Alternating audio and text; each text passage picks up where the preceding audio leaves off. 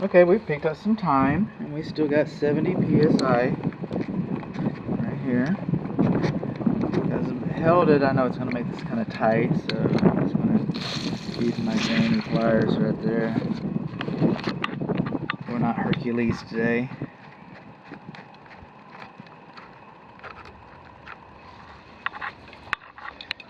Those are the clean outs we just talked about.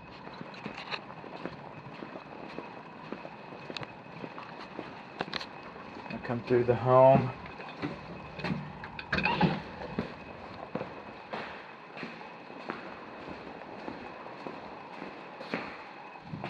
Close the door. I was raised in a barn, but I can strive to act better.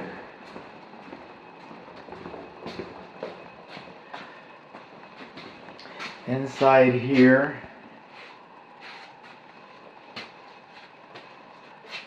these valves are turned off. Parallel is on, perpendicular is off. This is the fire suppression system, 0 psi. This is beyond the scope of my inspection. I do not have a license to do fire irrigation systems. So there's that. And it's beyond the Texas Real Estate Commission scope. But we're inside of the garage. Just wanted to say that this is the main water shutoff valve. The home faces north. I'm gonna put a little light in here.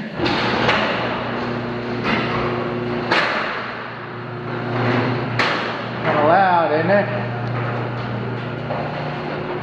This is the garage north interior wall. This is the water supply system to the house. Parallel is on. I just turned off all the water to your home. Okay, if you got an emergency, you come out here, you open this panel, you turn all the water off to your home. I just turned all the water on to your home. Okay, this is a pressure reduction adjustment valve.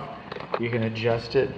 You can only adjust it up to whatever is available. So if there's 90 psi at the street, I wouldn't recommend it, but you could adjust it to 90. You couldn't adjust it to 190. You couldn't adjust it to 100. You could adjust it back down to 70, which would be ideal. You could adjust it to 65 if you like. You can adjust it up and down, but you can only adjust it as high as what is available. This is your main water shutoff valve. This is your pressure reduction.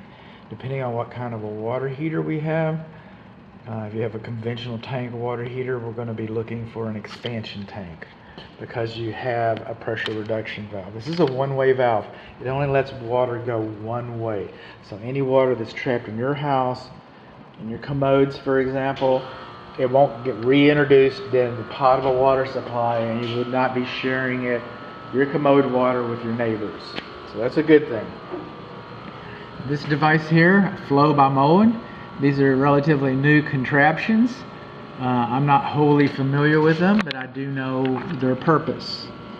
And what these devices are anti-leak. We saw, and I hope I was able to show you that this house passed the water meter test. And supposedly if this house wasn't passing the water meter test, somehow this would stop your water. I don't know. And since we're in here, this is electrical, but since we're in here, I'm not sure about this, but this is an electric receptacle outlet. It's improperly mounted face up. This is water.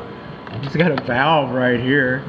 Alright, so, if dust, storage, just a myriad of things can obstruct that. That's part 2 of the water meter, water drain. But while we're here, should I? Okay. The builder's going to tell you that concrete does 2 things. It gets hard and it cracks. I'm about to sneeze. Excuse me. And that's what it's doing here. And it's probably doing it in there. Now when I'm evaluating crackage, because that's what cement does. It takes like 60 years to dry. When I'm evaluating cracks on flatwork, on a floor, I've got 4 guidelines. I don't have to hit all 4 of them. I can hit one of them. But I got 4 guidelines that I like to take collectively to determine the performance of these cracks. And one of them is, does the crack get wider towards the middle and thinner towards the exterior, like this is? That's a good thing. You do not want your cracks getting wider towards the perimeter and narrower towards the center. So as this crack is coming out, it's getting narrower. Do the cracks have more than a 32nd of an inch separation? And none of these cracks have more than a 32nd inch separation. So that takes care of it. Now the third one is, does it happen in 2 or more locations? It doesn't even happen in one place. So that has been taken care of. And then the fourth criteria is, are the cracks in plane? Alright? And they are in plane. That's good. Alright? If there was a big jag, if there were steps instead of cracks, that would be a thing. So your neighbors aren't going to come over here and say, like, I wish I had normal cracks like you do. Why don't I have cracks? You're probably not going to have that discussion with your neighbors. It's probably just not going to happen. Some of them are going to have some cracking, and some of them aren't. And the ones that do have cracking, that's normal.